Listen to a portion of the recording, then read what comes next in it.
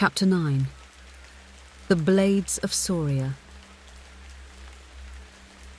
It was raining on Sauria, marble-sized drops hammering the green membranous tree canopy above, and filling the air with a muted roar that drowned out the natural ambient hiss of night, and the slight crunch and squish of footsteps on the moss and leaf-ridden ground.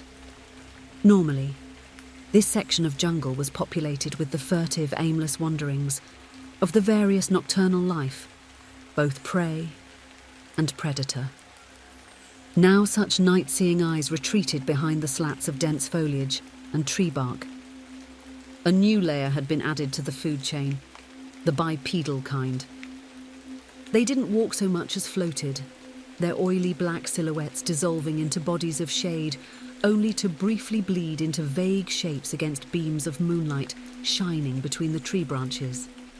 They numbered in the dozens, each garbed in dark red armour like black rust, but was curiously curved and segmented, akin to an insect. Their faces were covered by dark helmets that sported a glass visor that curved over the top of their skulls. They fanned out, at arm's length, their heads scanning their surroundings left to right as they stalked and crept, their posture leaned forward and their long, raptor-like tails trailing behind. At the head of their march, one of the armoured figures held up a gloved hand, halting their advance. They became still as statues, only their heads and eyes moved scanning the darkness for any signs of a hidden quarry. All were armed as well, each carrying a compact sound-dampened repeating blaster, clipped to their thigh, their weapon hand gripping a Saurian steel knife. If the preference for melee seemed deliberate, it was because it was. That was the Selkarth way. To make a weapon that never malfunctioned, never jammed, never ran out of ammo their primary. A simple honed edge, utterly lethal, completely silent, like the Selkarth themselves.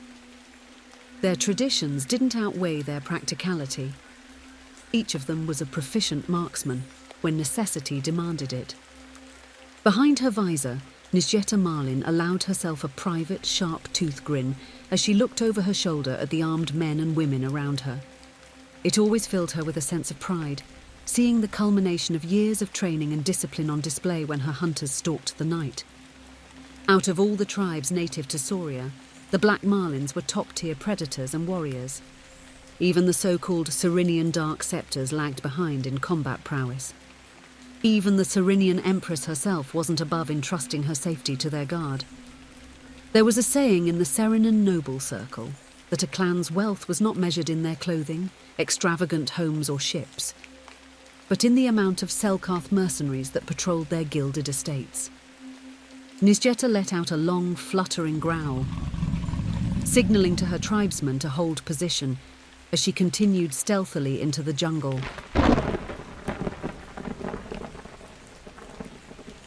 Eventually she came to a clearing of sorts, where the full moon faintly reflected off the surrounding blades of grass.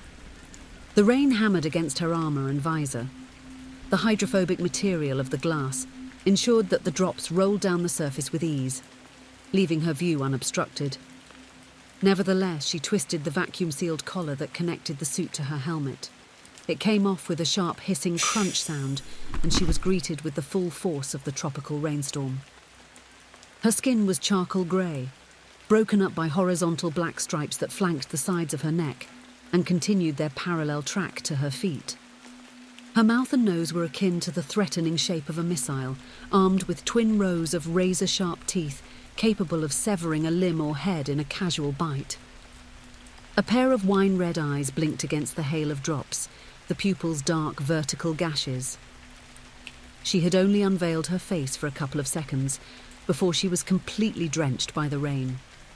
Her neck-length hair rapidly became soaked and plastered against her cheeks and forehead. And yet, it began to move of its own accord, absorbing the droplets' taste and hydrating her body. Rainwater was her favourite thirst quencher, particularly during the fall and winter seasons of her planet. The warm humidity of the storm soured the taste a bit, but no matter. It was still the nectar of life. It wasn't limited to taste. The stirring strands of hair relayed the perfumed scent of the floral life around her, eucalyptus, and the curious fermented aroma that emanated from the wet wood of the trees behind her. In the distance, the first fingers of lightning cracked the horizon, followed by the delayed booming of thunder. She sensed something else was stirring beyond the storm, gaining momentum and heading towards her. Her ears picked up the faint, ripping, roaring sound, her mind associated with the rapid acceleration of a ship. Her eyes tracked the sound to an unseen force that pierced the dark storm clouds ahead of her, leaving behind thin, ghostly trails of water vapor and fog. Beyond that, an eerie, gaping maw left in the clump of storm clouds. Any sight or vague shape of the vessel completely eluded her vision, but she knew as sure as the ground beneath her, it was there. She patiently waited, arms at her side as the long blades of grass around her began to sway faster and faster. The object's approach and figure became more tangible as the torrential downpour morphed and outlined the immense shape of the cloaked vessel as it neared the clearing ahead of her. The unseen propulsion caused grass around her to flail and squirm violently, the droplets of water launching themselves from the green blades and taking flight. The rainfall's direction was now a fast-moving, nearly horizontal hailstorm. Nisjeta's clawed feet kept her firmly rooted to the ground, whereas the loose soil and patches of grass around her began tearing themselves from their moorings. After a few minutes, the vessel completed the vertical part of its journey, the wind and rain resuming its previous tempo. To an outside observer, it would seem the storm had nearly coalesced into a cyclone, only to dissipate halfway through. Again she waited patiently for it to make its presence known. It was a shimmer at first, the backdrop before her bending and twisting as splotches and patches of dark metal hull materialized into existence. It didn't look much like most conventional ships, but a large, ominous, pyramid-shaped ziggurat. Its landing struts were scimitar-shaped claws, curving outward from each sharp corner of its base. The matte black hull was broken up with long trenches that emitted red neon light. Its nature, whether the crew's means of sight or weapons port, was uncertain. She had heard tales from beyond the Cyrenian shroud of the marvels of Venomian ship engineering. Their designs were simple and practical, but with an emphasis on durability and damage output, mirroring the same military doctrine of the everyday Venomian foot soldier. This was an exception to the established philosophy. The mind of this shipbuilder was meticulous and cunning. The clever stealth tech on display was the likes of which only a Selkarth could truly appreciate. Somewhere at the underside of the ship, a round aperture opened, pure white light piercing the night. The raindrops highlighted by the beam began to fall behind their piers, then slow and slow, until they simply hovered in the air. She speculated the curious phenomenon as gravity manipulation of some kind. A lone figure stepped into the oval of light, but instead of plunging end over end into the earth, they sunk gradually to the ground. They were halfway in their descent when a sudden bolt of lightning cracked a few hundred yards to their left, and for a few moments the shadow figure was properly lit enough to make out their full features. Even from this distance, she recognized the snow-white beard and swept-back hair that framed the primate face of the Venomian. His posture was dignified and composed, utterly relaxed as his booted feet touched down, feather-light to the ground below. He began walking towards her. That was another peculiarity about him. He didn't walk like the typical hulking Venomian ape. His stride was confident and purposeful, yet reserved. When he moved, it was always with the same speed and intensity, like a well-oiled machine. He might have been a great leader of the ferocious and ill-tempered Venomian primates, but it was clear a different culture had coloured his mannerisms before he joined their ranks. He had come alone. No armed escort. No entourage. It had been just so when he first met her and her people. He had dressed for the climate, wearing a simple brown hooded windbreaker, which rapidly became dotted with raindrops as he exited the radius of the ship's underside. She stood at attention, only now displaying signs of nervousness that only a Selkarth could perceive. The upward swaying of her hair, the rapid tapping of her tail tip, and the persistent extension and retraction of her eyelids. He was close enough that she could see the bright sunset hue of his eyes, and when he pulled back his hood, she glimpsed the thumb-sized burn scar above his right eye, where the projectile of a blaster pistol had left its mark. The great Andros, the man who was given the death blow and kept going. She greeted him with the traditional Selkarthian salute, drawing her fore and middle fingers across her brow and bowing her head slightly. He returned the gesture with 2 fingers sliding across his white brow an inch below the scar. Lord Andros, welcome to Sauria, and if I must say, a most impressive entrance. The man favoured the ego stroke with a slight upward twitch of his lip, then quickly became impassive. I trust your little incursion on the station was successful, he said flatly.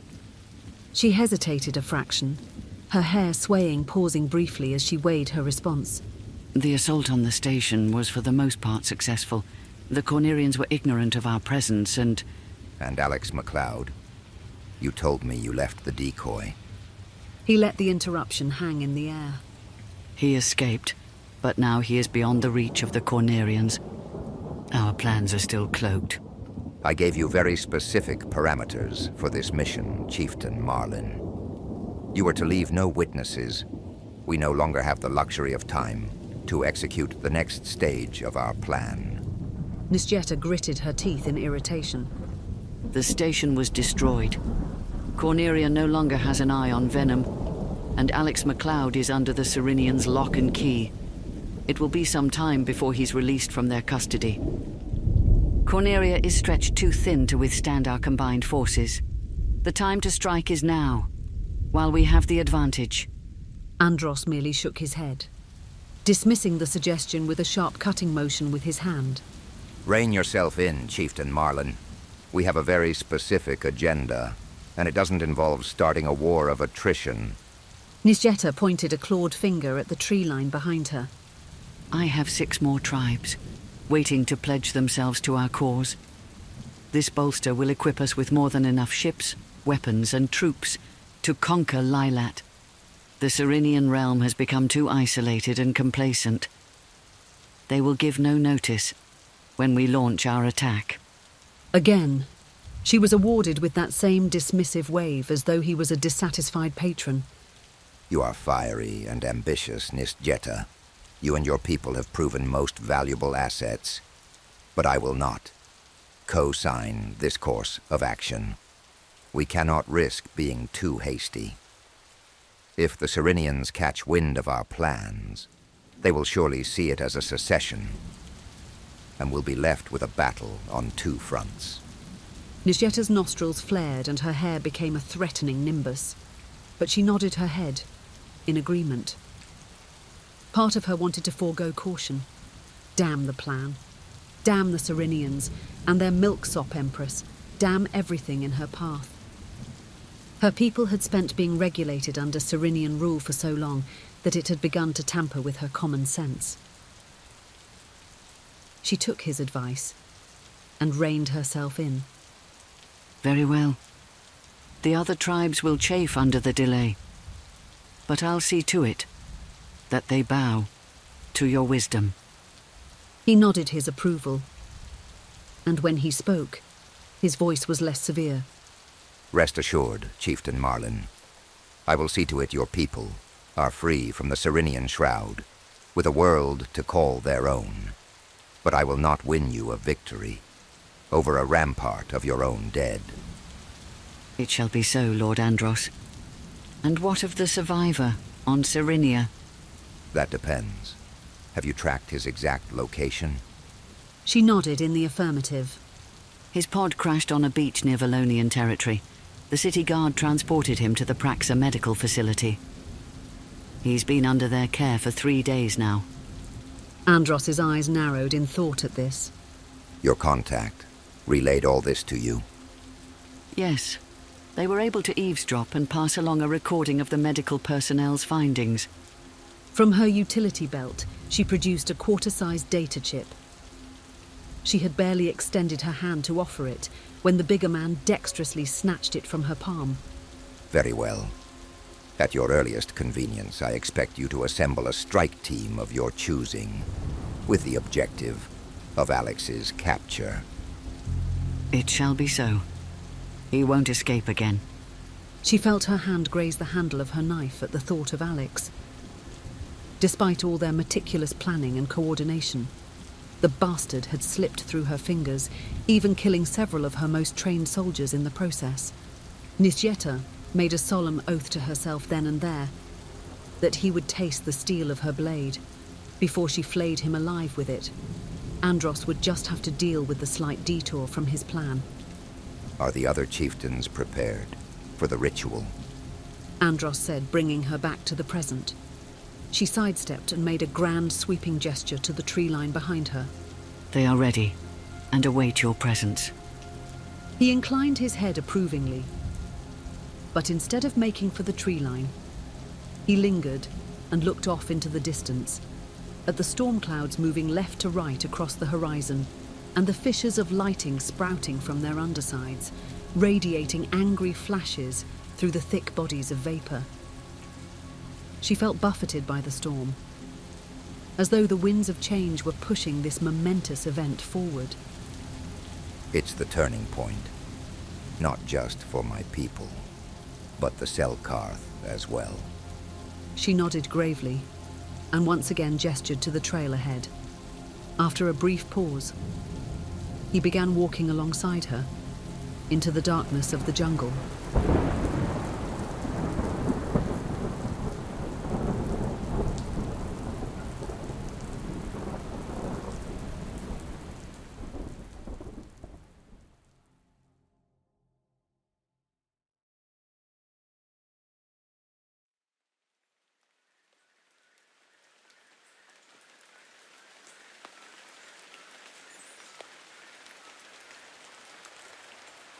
Andros's booted feet splashed through mud puddles, diluted with olive green moss and wet fallen leaves. Bordering the trail were about 50 Selkarth warriors, and those were the ones who opted to show themselves. In the dense surrounding foliage, he faintly glimpsed their glowing slitted eyes, made all the more ominous behind the fogged glass of their helmet visors. All heads slowly turned, tracking his progress along the trail. They all saluted as he passed, 2 fingers sliding across the glass apertures. It was the same look of hope and deference in their eyes that was mirrored in his own people when he treaded the path of leadership on Venom long ago. It wasn't the first time that someone like Nisjeta had referred to him as Lord Andros. He didn't feel much like a lord now, more so resigned to the gifted moniker. No, he was more accurately an outcast, whose life was made all the more nomadic by exile. First when he was banished from Corneria to Venom, and again after his near-death experience. He had shed his identity for one that was completely incognito. Now, only a handful of people knew of his survival, and their silence had to be kept to ensure his plan's success. When the time was right, he would make his resurgence, and Lilat, along with the Cyrenian realm, would be united under his rule. An icy finger of pain grazed his forehead, and he was reminded again of his old wound.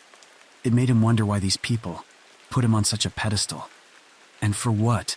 Getting a blaster bolt parked in his brain pan. It didn't feel much like a badge of honor, but a stain, a constant reminder that he had failed in his schemes. The punishment was that he had to start all over again. It was all misplaced deference on their part. It didn't matter if he cared about or shared their faith in superstition.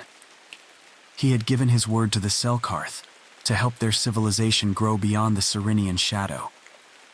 And he intended to make good on that oath.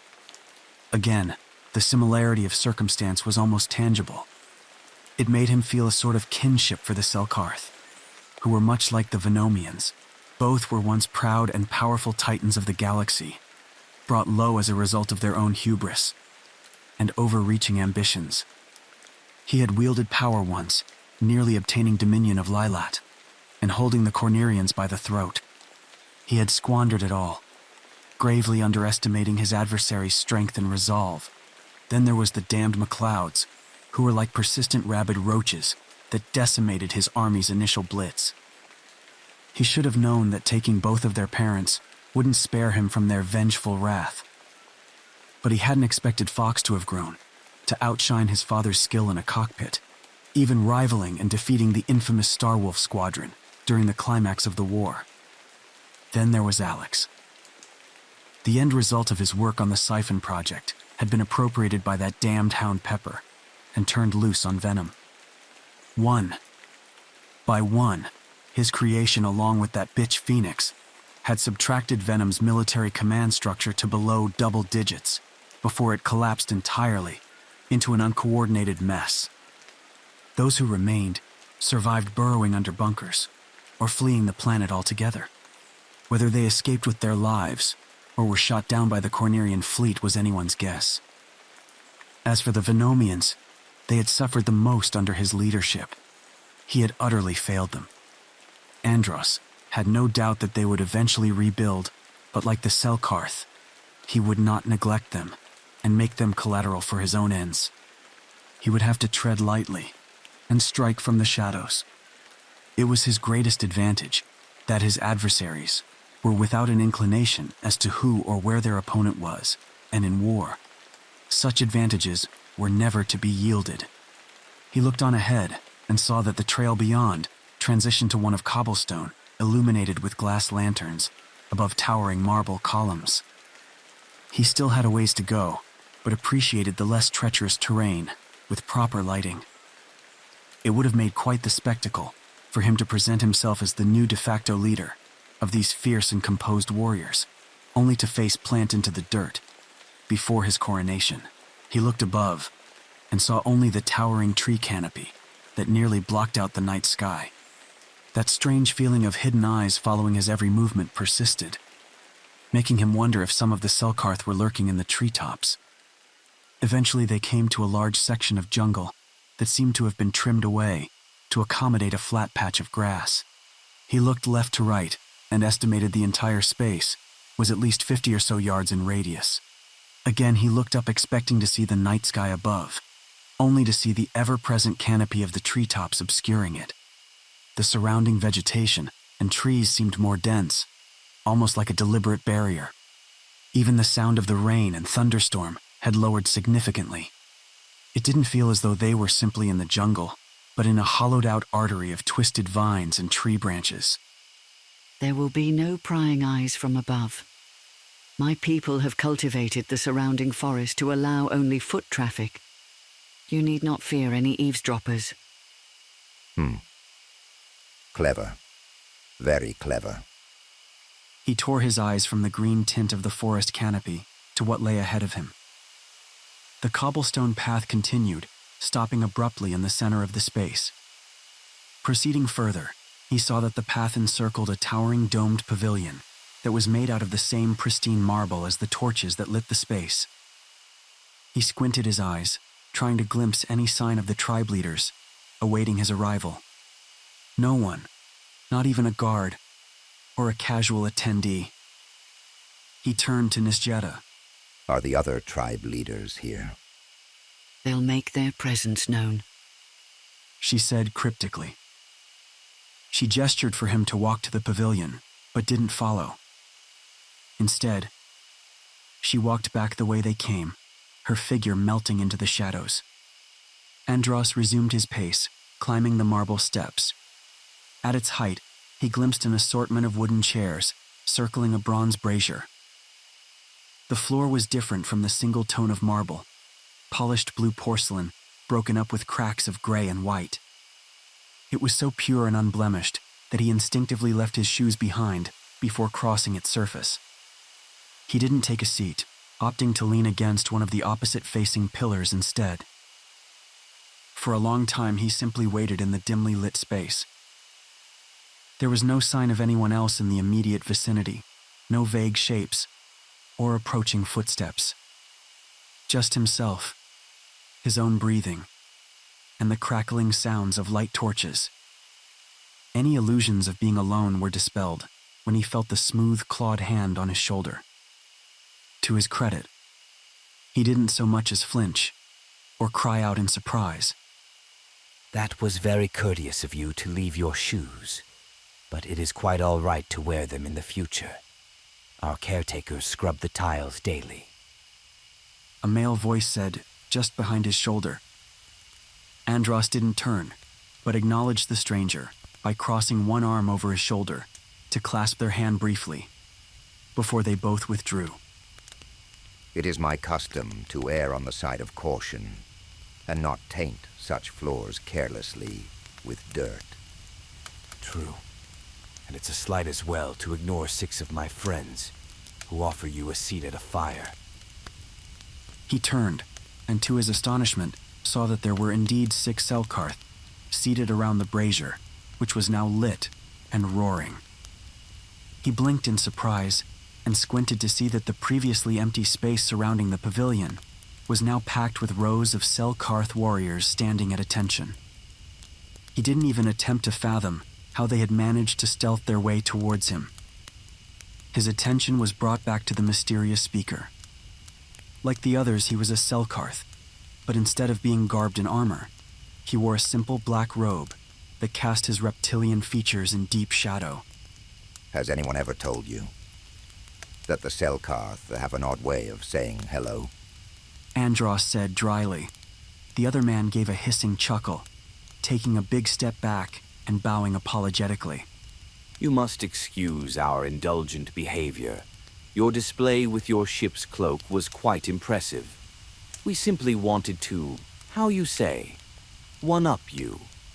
When he straightened, the firelight leaked into the veil of his hood, revealing chalk-white, smooth skin and dark sea-blue eyes that glinted mischievously. Unlike the other participants, this man seemed out of place, not just his clothing, but he seemed almost too nonchalant. And which tribe do you belong to? Andros asked. The Selkarth's lips curved into a smirk, with only a hint of his sharp teeth showing between his lips. Many years ago, I was a part of a tribe, but I shed its name and privileges in exchange for service to a higher circle of beings. Higher and much more powerful.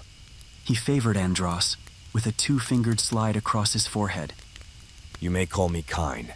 I'll be the overseer for this clandestine event of ours. Andros nodded, but his unease persisted. I hope Chieftain Marlin relayed its nature and the need for secrecy. Again, that strange hissing laugh. You need not fret, Lord Andros. My only obligation is to ensure the ritual is in accordance with our traditions. My guidance and silence are assured. It did little to quell his worries, but he supposed there wasn't much he could do to further vet the man. The secrecy of their plan was already in jeopardy. It was bound to be exposed soon. Hopefully not too soon. He allowed Kine to take him by the hand to one of the empty chairs. Andros looked left to right, scanning the impassive faces of the Selkarth around him. They were all as still as the surrounding marble, except for their dark hair, which shifted and writhed atop their heads restlessly. Andros caught a flicker of movement in his peripheral vision, causing him to tilt his gaze. Emerging from behind one of the pillars was Nisjeta, a Mona Lisa smile spread across her face. She stood at attention behind the seated tribe leaders, her arms folded confidently as though saying, "Go on. Tell me you're not impressed." He had to admit, this group of silently brooding leaders and their kin made quite the impression. Andros had yet to truly see his newfound allies in action, but they gave results without a doubt. It made him wonder how the Lilat War would have turned out if he had secured the Selkarth alliance before the first shots were fired. They would have given the Cornerians the same hell that was dealt to the crew aboard the Spillman station and the fleet guarding it. He drew his attention back to Kine, who was standing opposite him, the lit brazier between them. From his sleeve, he withdrew a knife that was adorned with a bone handle. It made him wonder who, or what, was its unfortunate donor. The robed man's fingers twirled the blade in a casual, but dexterous flourish before resting the blade's flat end over his wrist. As was explained to our guest of honor, my duties as a Shade Priest is to uphold our traditions and practices. My vow is to the great elders, who shed their physical forms to guide us and dictate our creed. I have given a vow of silence, as have you all. The last time the Selkarth tribes made a blood oath was when we pledged our service to the Cyrenian Empress. The collective low, hissing retort from the tribe leaders summarized their disapproval, and even Kine gave a knowing smirk. Of course, I am well aware of your misgivings of such a pact, but I am compelled to reiterate the gravity of what we are about to do. He let the statement hang in the air. Andros again scanned the faces before him. Their collective sneer was replaced with a sober expression. Make no mistake, this oath, if taken, will be seen as treason and secession from the Cyrenian realm, the penalty of which is death and disbandment of your tribe. My convictions mirror your own. I myself have weighed the risks. I am prepared to forfeit my life for this cause, because I have no personal holdings or a tribe under my care. This choice is less of a burden for me than it is for you. He began to circle the assembled group, his step measured, almost ponderous. For those who are uncertain or have second thoughts, this will be your last chance. You may dismiss yourself without judgment from me or your peers. There was a long moment of silence in which the 6 tribe leaders exchanged glances, seeming to size up any dissenters. No one made to leave. Andros heard Kine's clawed feet click to a halt behind him. The chieftains fixed him with their unblinking stare. He could hear the slight rustle of fabric from Kine's robe and the scrape of his claw along his knife. It was like they were all daring him to leave. The offer extends to you, Doctor. You may stay or leave. He remained rooted where he was. And there it went. Very well, Doctor.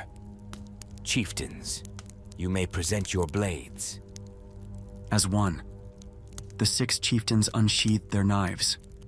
There was no noise, not so much as a whisper of metal on leather, as the blades were brandished. With the same perfect synchronized movement, 6 knife hilts rested against the armrests of each chair, with a sharp banging of wood. Andros's eyes roamed over each unique design, length and material of the blades clutched in the chieftain's hands.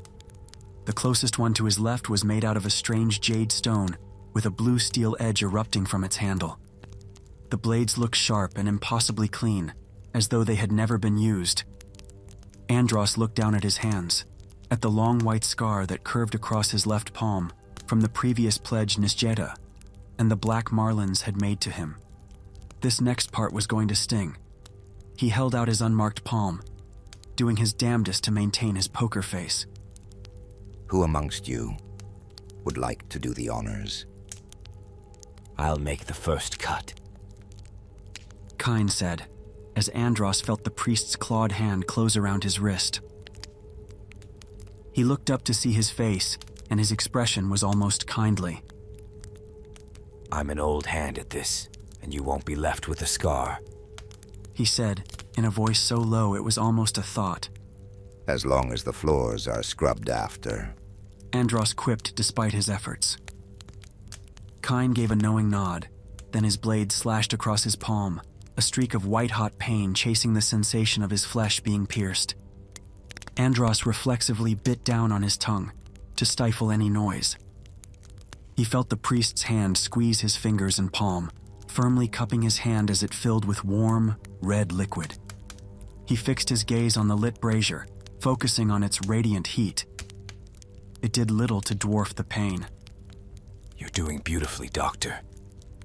But just to be on the safe side, I'll take a bit more. Kine said, pressing the handle of his knife above the cut. The slow trickle was now a steady flow. A few seconds later, he heard the first few drops spilling onto the floor.